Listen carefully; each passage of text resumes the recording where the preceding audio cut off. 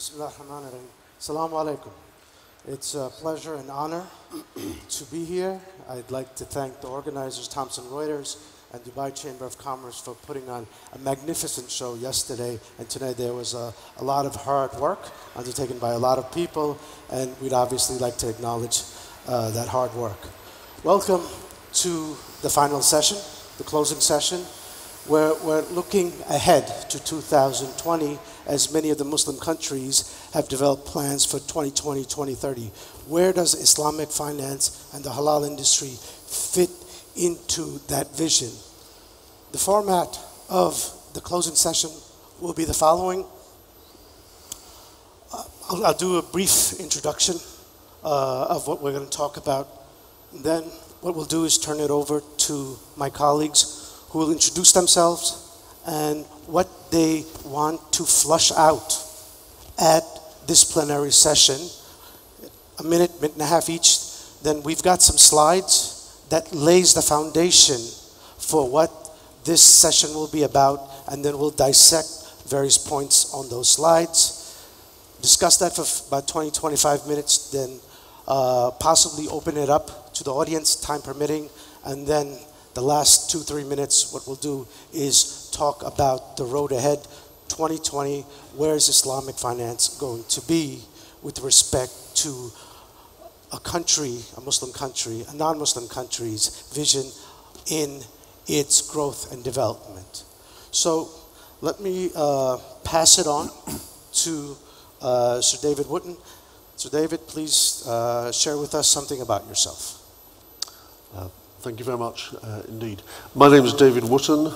I am private sector and public sector. I'm a private sector lawyer, partner in Allen & Overy, global law firm with offices here and in Abu Dhabi, Doha, Riyadh. We do a huge amount of Islamic finance work, sukuk issues, project finance, infrastructure, energy, water, Islamic banking, Islamic funds.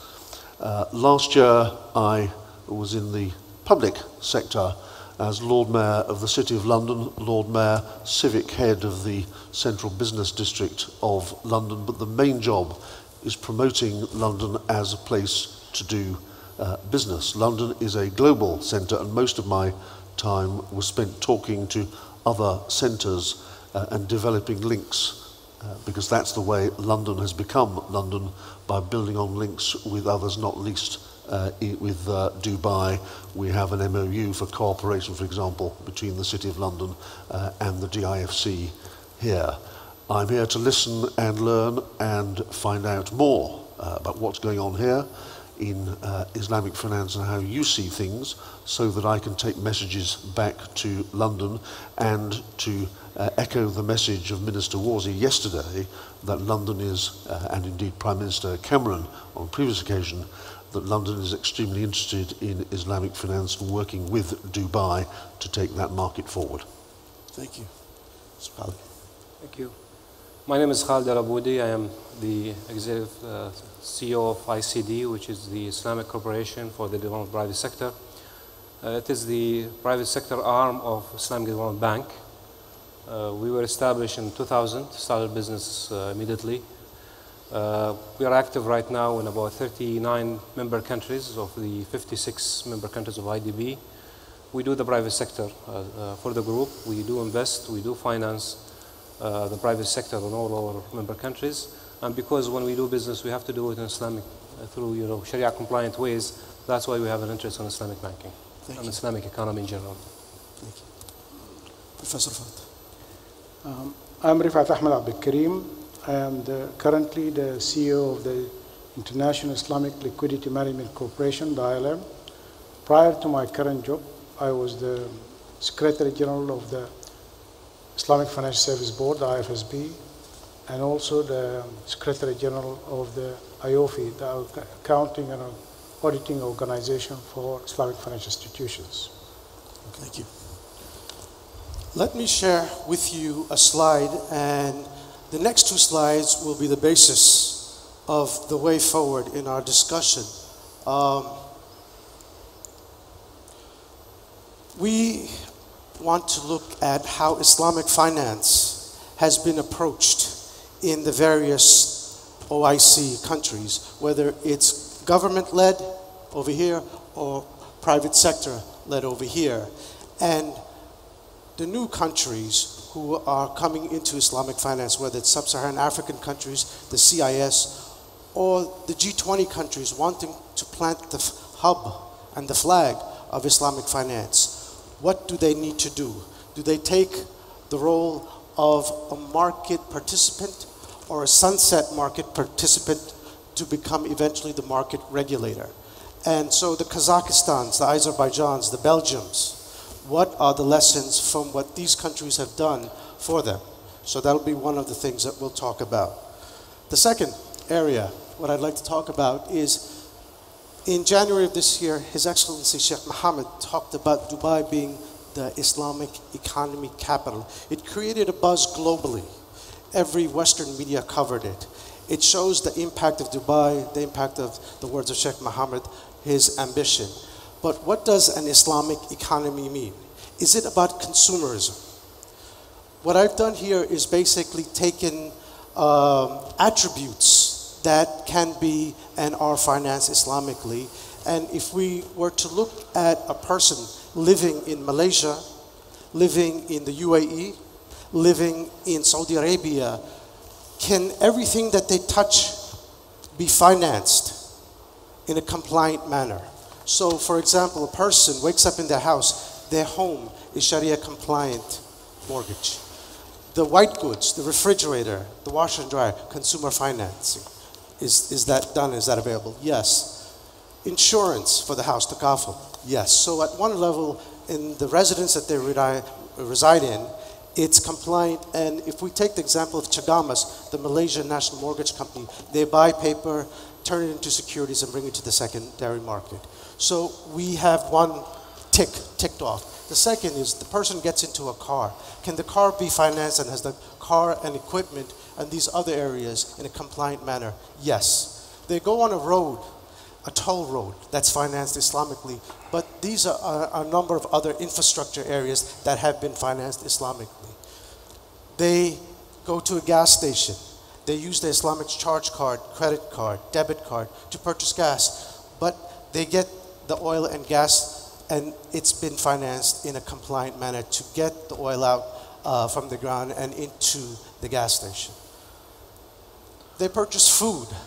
We talked about the second part of an Islamic economy. The first leg was the Islamic finance industry, the $1.3 trillion. The second leg is the $2.7 trillion halal lifestyle. In effect, this is a niche market of a $4 trillion.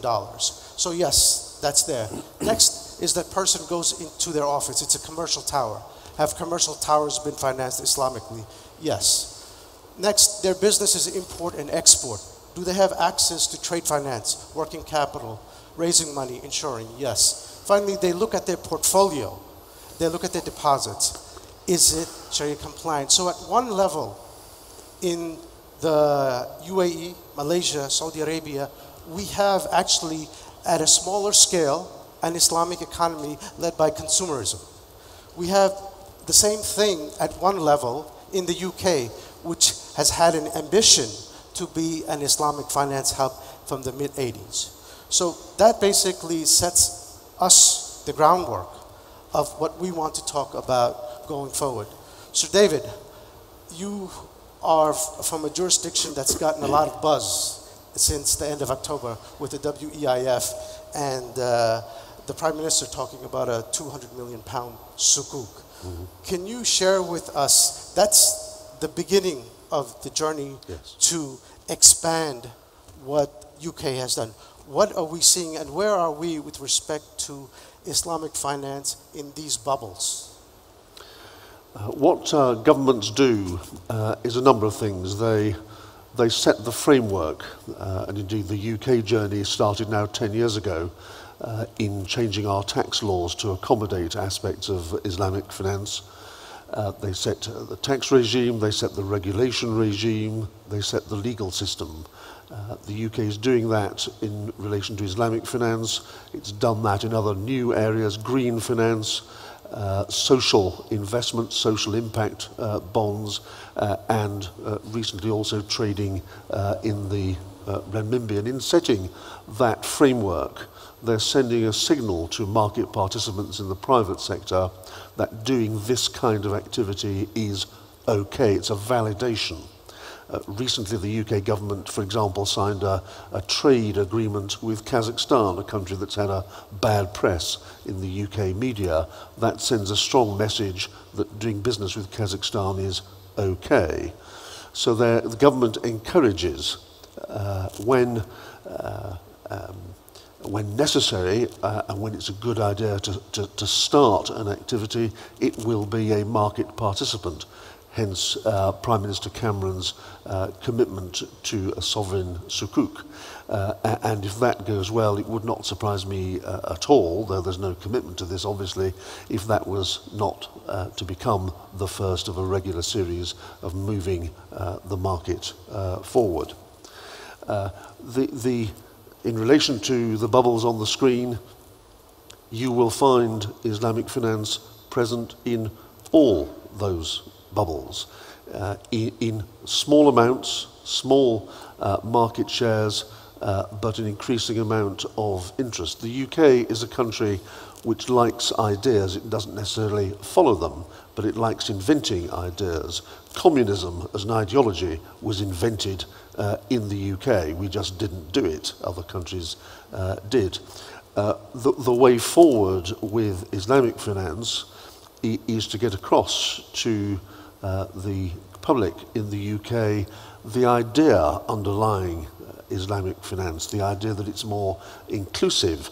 If you like, by way of analogy, it's more of an equity concept of finance, an equity concept of investment, which is about risk sharing, it's about cooperation, it's about partnership, as opposed to the confrontational us against them, borrower, lender, debt concept.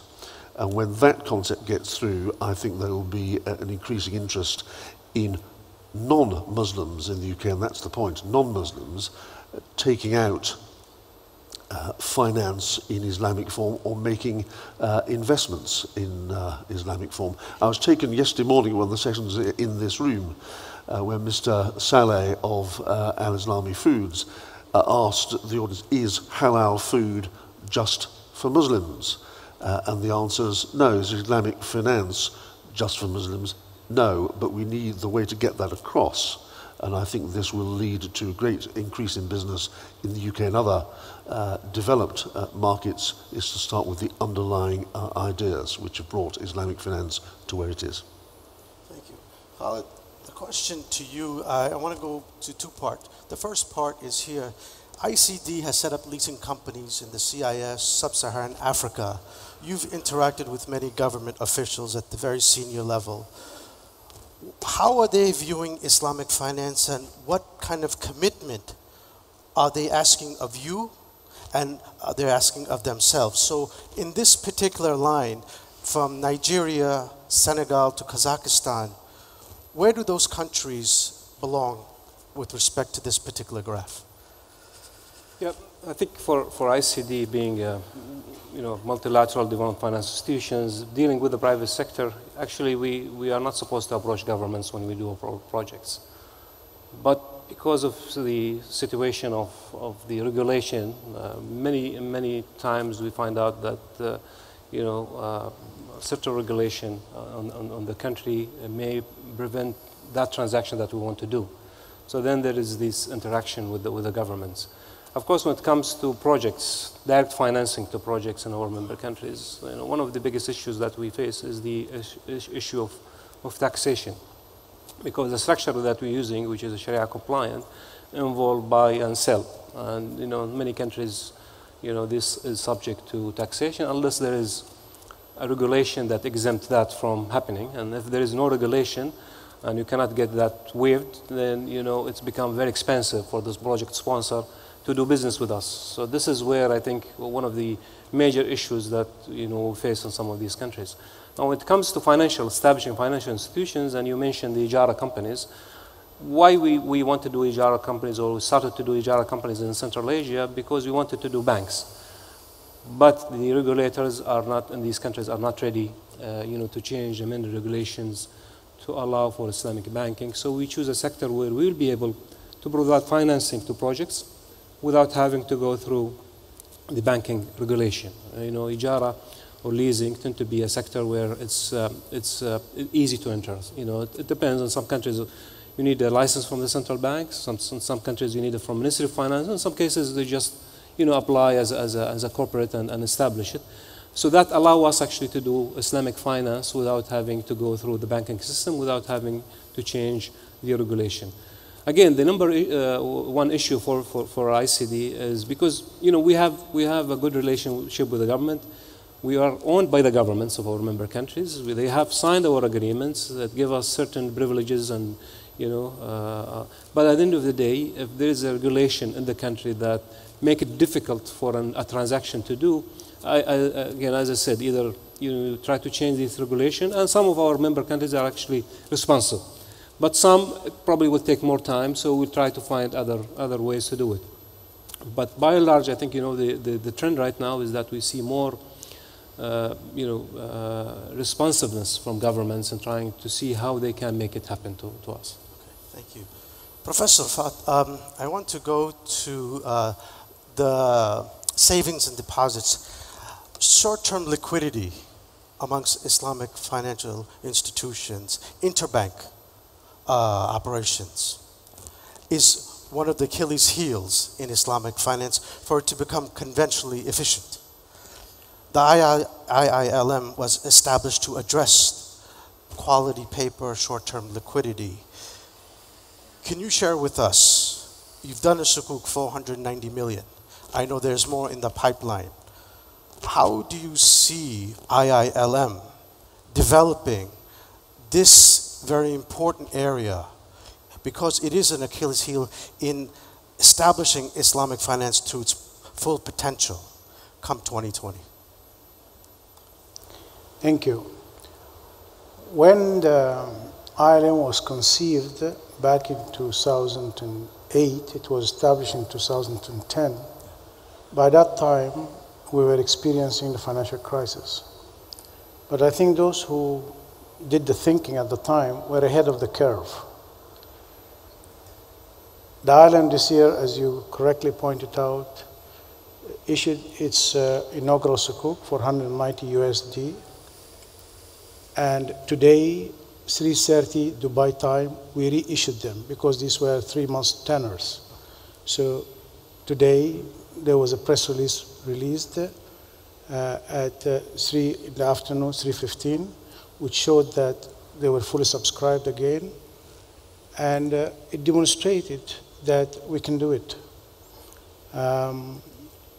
We believe that our short-term sukuk is a new class of assets in the market. Why? Because they are the first Sharia-compliant, short-term, USD denominated, high quality. They are rated A1 by Standards & Poor's.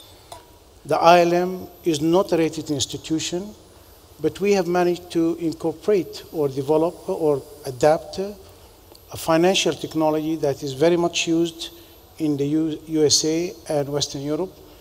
First time we have adopted in Islamic finance, and certainly many of the emerging countries.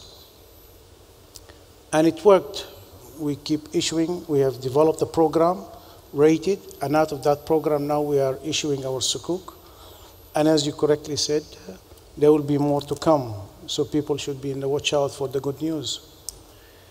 I would like to just comment before I delve more on the IILM on what Sir David said. I think Islamic finance should not be perceived as the exclusive right of Islamic countries or the OIC, for example.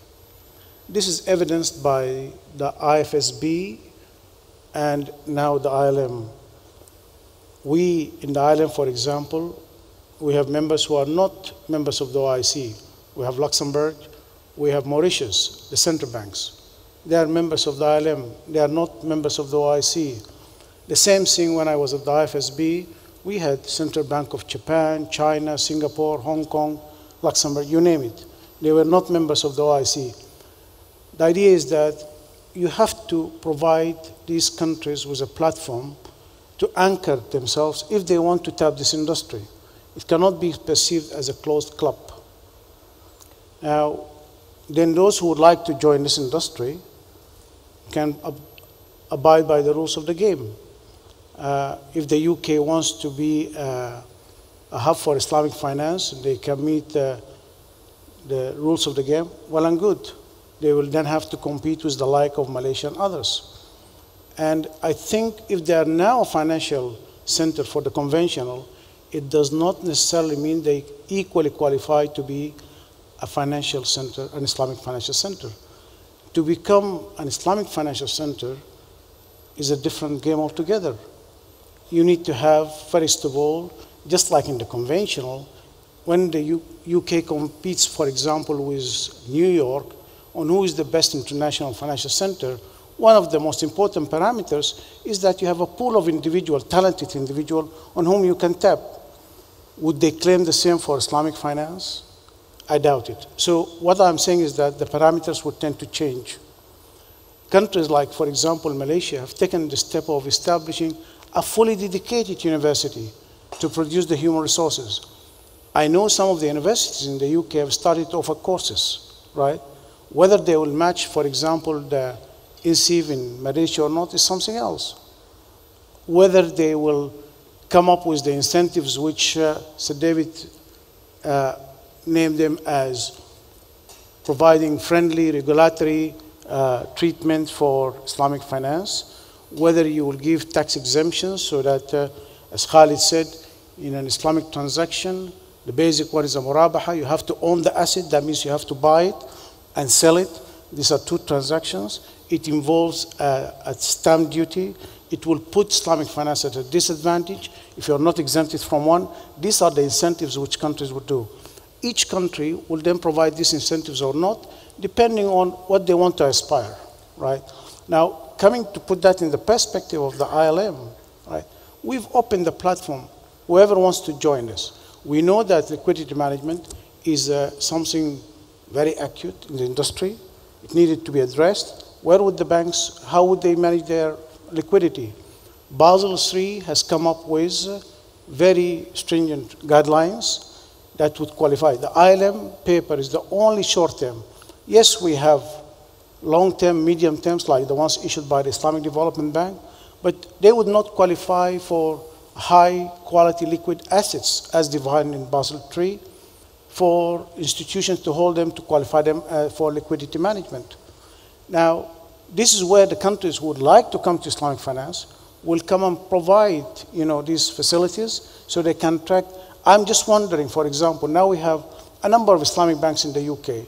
How do they go about managing their liquidity if they are to do this? Thank you. Thank you, thank you. So David, question to you. Thank you. David, question to you. Several years ago, the issue of a sovereign sukuk was raised in the UK, and then the crisis hit, and then the Treasury said it didn't provide value for money, and those are loose quotes. One of the issues of Islamic finance in a non-Muslim jurisdiction is the religious connection. Most secular states don't want to touch religion, and so it's an education that it's about doing business and not peddling religion. One of the issues that keep cropping up is delinking politics from Islamic finance in Western jurisdictions.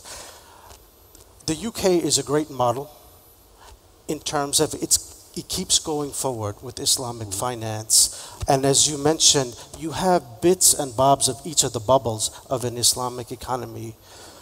If you're asked by Belgium, you're asked by Italy, you're asked by a BRICS country, what are the lessons that the UK has for these other countries that want to tap this petrol liquidity? And the precondition of that is you need to have Sharia compliant structures, regulations. One lesson would be to see the requirements of Sharia compliance for what they are. There may be a religious base, but to see them in relation to the good of the community as a whole, to see them not as necessarily religious. There is obviously a base, just as a lot of elements of what might be described as Anglo-Saxon business have a Judeo-Christian base, but nobody regards those as being inevitably religious in context, i.e. nobody thinks that you're accepting a religious base by doing business in that particular way, and nobody would in the UK. Well, people would now. There was a time when I suspect they would have seen the two as inexorably linked, but not now. People now look, or those who know, and my point earlier was that we need to make sure that more people know and look beyond the religious label to the underlying social good that an increasing number of people see for the benefit of non-Muslim communities that is in the underlying concepts of Sharia-compliant finance. And that's the central message, to look to the underlying nature of the finance, to see the benefit in social objectives that can come, as well as from economic, the pure business objectives of tapping the pool of capital and liquidity to which you rightly refer. Okay, thank you. Brother Khalid, one of the challenges in our space has been size. If you look at the paid-up capital of Islamic banks, it's small. If you look at the assets under management of Islamic equity funds, it's small. Is consolidation a need of the hour? Because come 2020, big-ticket items in Muslim and non-Muslim countries, if they want to do it Islamically, then maybe an Abu Dhabi Islamic Bank or Dubai Islamic Bank or Kuwait Finance House may be able to syndicate it amongst only the Islamic institutions and don't need a conventional. How do we start the process seriously of consolidation within the Islamic banks? I think when you talk about GCC or Malaysia or even to some extent Turkey, you have a number of Islamic banks, but you know, the question should be about the frontier markets, where in some cases you have no Islamic banks at all, or you have one or two Islamic banks. And in many cases, you know, even the minimum size of the capital required by the central banks is very, very minimal. So the investor usually go for that minimal. And the issue becomes is that how you grow these banks. You know, can you grow them through inviting other investors or not? And you have to then have the track record of you know, giving good returns to the banks. I think one of the issues that even in countries and, you know, around us here in the GCC is that, as I said, I mean, there is a lack of collaboration among these Islamic banks. If a syndication, for example, is run by one Islamic bank, you seldom see other Islamic bank joining them in that syndication. This is where I think probably we need to see more of that. You know, that it's not an issue of competition, it's of collaboration and making sure that we can do business and we can grow the Islamic finance size. So I don't really, you know, I don't think it's consolidation should come to our minds. How can we scale up, how can we grow up this industry, you know, to have, as I said, that size. And again, for my worry is about, you know, the markets where we don't have a presence at all in Islamic banks, how we can solve that. Okay, thank you. Professor Rafat, in the Muslim countries, it's been bank financing. Then you've got the capital markets developing. And Khalid and I, we were talking that in the Western world, it's basically 80-20, where 80% of the financing is from the capital markets and 20% is from the banks. It's the opposite in the Muslim world. How do we encourage the capital market development? Is sukuk the locomotive for us to develop the capital markets and reduce reliance on bank financing? And to you. I believe governments have to play a role here, an initiative role. They have to set the scene and the framework, because that will then attract, and it depends what the governments want out of themselves. If they want to include Islamic finance as one of their basic activities in the economy, then they can do a lot. They will then attract. I, again, look at the examples of some of the countries whereby others, because of, for example, their legal infrastructure wouldn't allow them to issue sukuk, they had to outsource it to other countries, but those countries must have that infrastructure, the legal infrastructure, the regulatory infrastructure in place to attract this. It's changing the concept of the country, right? i.e. a country whereby it is selling itself. You develop yourself in terms of infrastructure that others will come and tap. Look at the recent, for example, sukuk by Kazakhstan being issued in Malaysia, right? I've also read some of the banks from the UAE going and issuing in ringgit denominated in Malaysia. It seems that that country invested in the infrastructure, the basic infrastructure, and developed the capital markets.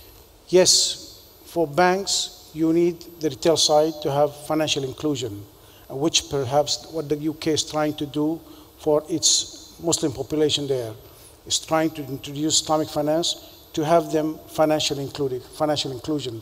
It's better to have them within the financial system rather than outside them. But there is also other points which you raised, the capital markets. And this can attract countries. They want to raise funds Islamically, through sukuk, for example.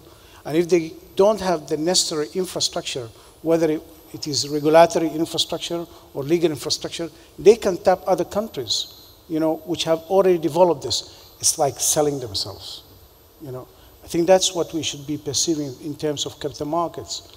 Now, one of the strategies, perhaps I don't know, of these countries is that then they will try to attract international organizations like the ILM, the IFSB, to be residing there by giving them certain privileges. It enhances their perception of the country's image in trying to support and accommodate Islamic finance. Perhaps the UK would be doing that one day. Can I add yes, something? of course. Which is to express a hope. One of the points of discussion here has been the ability or not of a bank to be hybrid.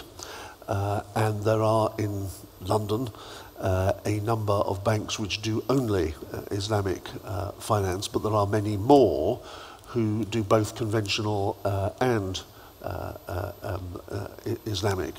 And I know that for reasons of market simplicity, market good order, GATA has obliged banks operating there to decide whether they're going to be Islamic or conventional and not to allow hybrids. A way of dealing with the size issue and with a given number of banks producing the right amount of money that you need for particular banking transactions, project finance and the like, is syndication by banks cooperating with each other. And the hope that I would certainly have is that those banks that just do Islamic finance would cooperate with those that are conventional and are hybrids, because banks working together is what is needed, not just to move Islamic finance forward, but to move forward the projects that the money is to support. Excellent. I'd like to move this conversation from the debt capital markets and talk about access to financing, access to risk capital. One of the challenges in the Muslim world is its debt-based societies. Islamic finance at times has been called collateral-based finance. And one of the takeaways in the last few years has been the youth. And these youth will obviously be becoming more and more important come 2020. They've got ideas, Islamic finance is collateral. How and what must be done to tap these ideas so these people don't go to the US or the UK? To establish an equity culture, which implies angel investing, which implies VC, which implies a NASDAQ type of listing place. So it's a holistic approach to developing an equity culture. Islamic crowdfunding is sort of a trial balloon that has been raised, and Sheikh has won 2 awards at this, and it's an Islamic crowdfunding entity out of Egypt. Khalid, to you, how do we take the equity side of the capital markets and now try to bring balance between debt capital markets and equity capital markets?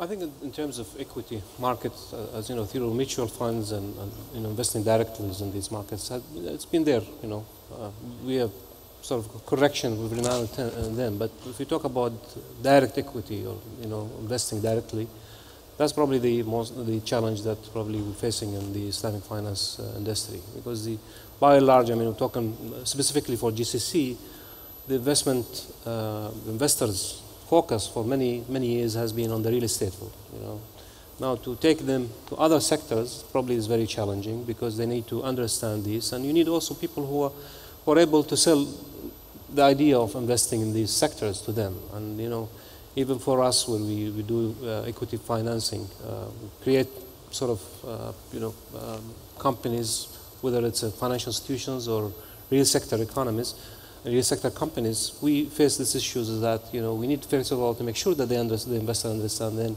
you know, take a long-term position on this, because these equities usually, you know, if it's direct equity, needs time to give the return that they're expecting.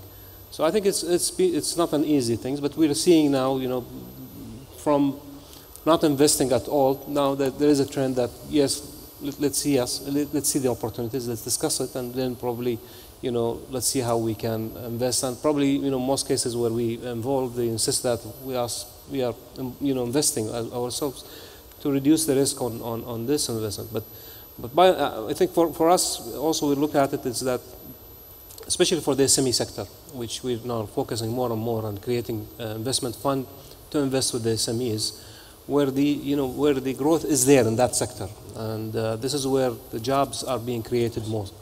And we have established a program for SMEs where involve not just the investment side, but also advising governments how to manage and how to organize the SME sector. But in terms of the investment itself, we were able to establish 2 funds, which is we're proud of. One in Tunisia, which is focused on SMEs using decline and musharaka concept, which is very good for the SME sector because it allows a gradual exit. And again in Saudi Arabia, and I think this is a trend that we would like to do.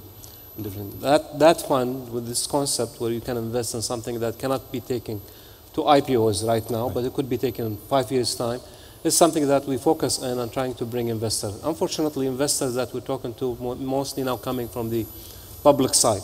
The private sector is not yet, and we probably need 2 or 3 years to prove the model for them, but I think it's very interesting phenomenon, and we hope that it will resolve part of the problem. Excellent. One of the talking points of the 2020 and 2030 vision for many of the Muslim countries is developing a knowledge-based economy. Sir David, Professor Rifat, if you could share with us the UK's experience, and we're going back to, say, the 70s and 80s, of encouraging an entrepreneurial society where seed money is available from the government if the business plans make sense. Professor Rifat, same question. How do we encourage knowledge-based economy, not just as a soundbite, but how do we put teeth to it? What is the infrastructure needed to build a knowledge-based economy, whether it's in Malaysia, whether it's in Saudi, whether it's UAE? Sir David. The UK experience has involved a mix of government equity type investment schemes and government tax incentives. We now have a tax regime which is called the patent box, under which profits derived from patents and other intellectual property, the tax rate is 10%, as opposed to the normal tax on corporate profits of in excess of 20%. Alongside that, there have been venture capital, development capital funds which have specialized in intellectual property or knowledge-based activities. I don't think that the UK has been much more successful than quite a number of other countries in financing SMEs generally. There have been the equity markets, which have been expensive for small companies, problems of liquidity, the corporate capital markets, the corporate debt markets have tended to be for big companies, and the usual method of smaller companies financing themselves has been debt from banks on overdraft, and that's been recognized as being a gap. And in fact, the knowledge-based sector has been much better off and been much better provided for than other sectors. But with SMEs generally, and as Mr. Aboudi says, the question of SME funding is an issue throughout the world. We're now looking at different models.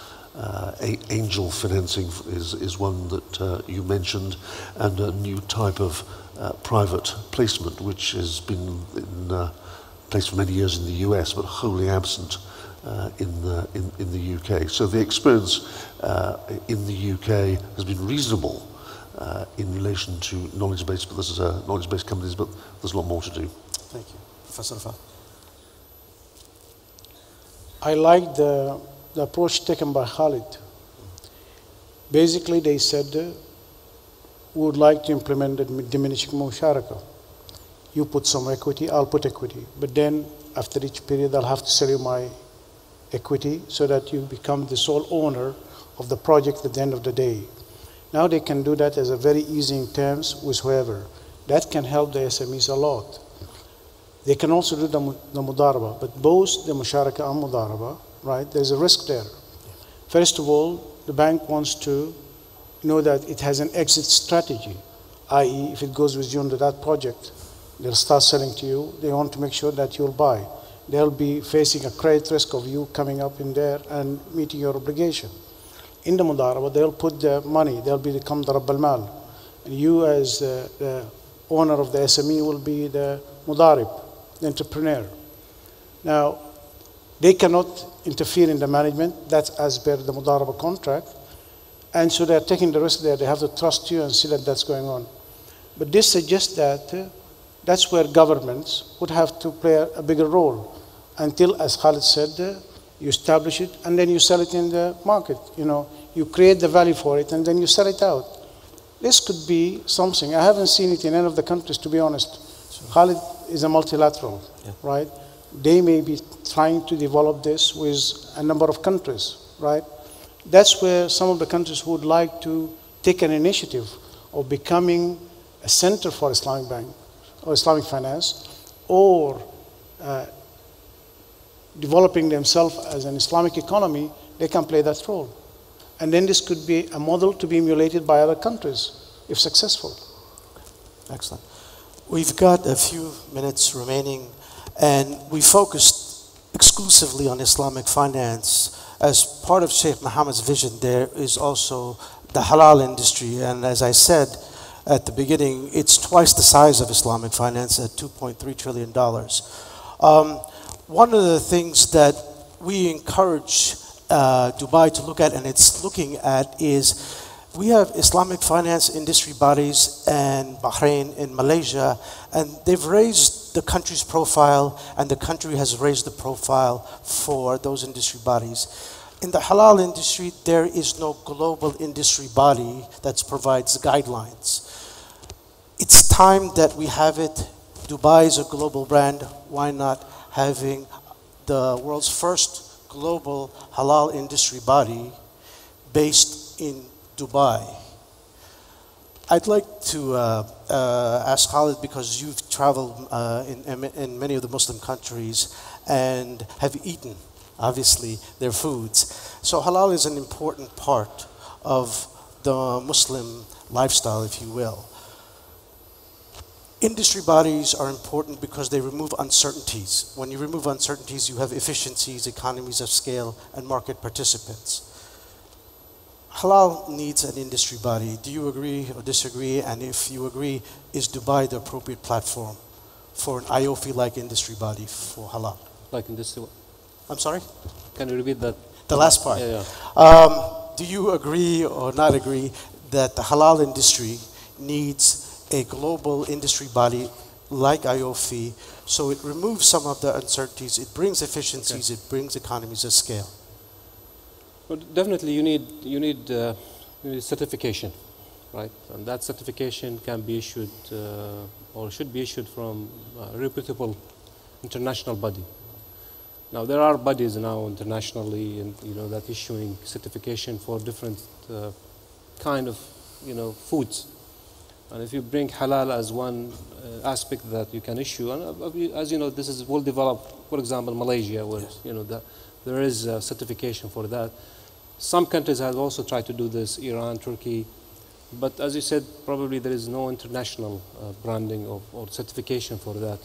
And I think that has been in the agenda of many countries, that they would like to put themselves as a center for international halal production, or processing, food processing.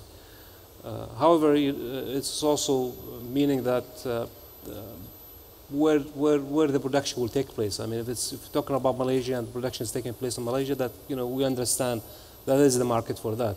But if you're talking about a global, then that body should be a global. Now the question is is Dubai capable of being there? Thank you. I think why not? That can be done. First of all, you need to build the reputation and the ability to convince the markets, and it's not going to be easy, but I think it's doable. So that if you build that kind of certificate given institutions, then it doesn't matter where the production is done. Could be done in Russia, in Latin America, anywhere in the world. So I think if the focus here in halal economy, I believe it is the focus of halal economy, this is something that should be looked at, because at the end of the day, just the certification is very important here. We've got 1 minute left. Let's ignore that clock over there. Sum up 2020 Islamic finance. Where is it? Dubai's role. Sir David, I'd like you to talk about in the non-Muslim world, because your experience is from the UK. Where is Islamic finance going to be in the non-Muslim world? If it is promoted by reference to the underlying principles, I think it has a very substantial future in the non-Muslim world. We, in that world, look at underlying thoughts as well as traditional methods, and I think it's got a great future. Thank you. The future of Islamic finance? Future of Islamic finance in the Muslim world. I think we have a very bright future for Islamic finance, definitely. The question is that how to make it how to make it happening. And this is the real question that we're facing every day in our businesses around the world. Again, there is interest from non-Muslims, non-Islamic countries, not necessarily having also minority Islamic population, but also some countries in Latin America that have interest in see how they want to understand actually based on what happens after the financial crisis and the fact that Islamic financing were able to withhold the crisis. So I think the future is bright. The question is about the government's support, government intention in member countries, especially in major member countries. 10 countries of the OECD member countries, which is about 57 right now, have the 79% of the size of the economy. If you focus on these countries, you can do a lot on encouraging even the smaller countries to come and adopt and change the regulation and make it even better for the Islamic finance. Thank you. Professor Rafat. I believe that for the Islamic finance to reach whatever it wants to reach in 2020, we have to have the necessary infrastructure in place. Without those infrastructures in place, I doubt it. I'll give you one example by which I would like to conclude. Legal infrastructure. You come to establish in Dubai anywhere, I don't know. We go into a dispute. Is there a certainty of enforcement, as they say, of the contract?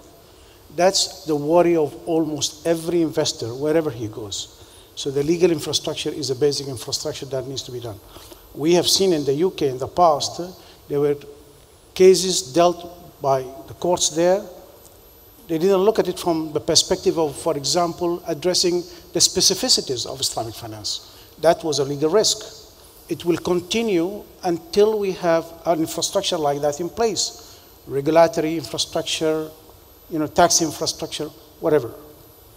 These are the infrastructures that we have to invest in so that this industry can grow by 2020 or beyond or before. Thank you. Last word from me, I think come 2020, Dubai has the potential to lead the convergence between Islamic finance and halal and actually position a $4 trillion niche market for all participants. At this point in time, I thank you, the audience, and I thank our esteemed panelists.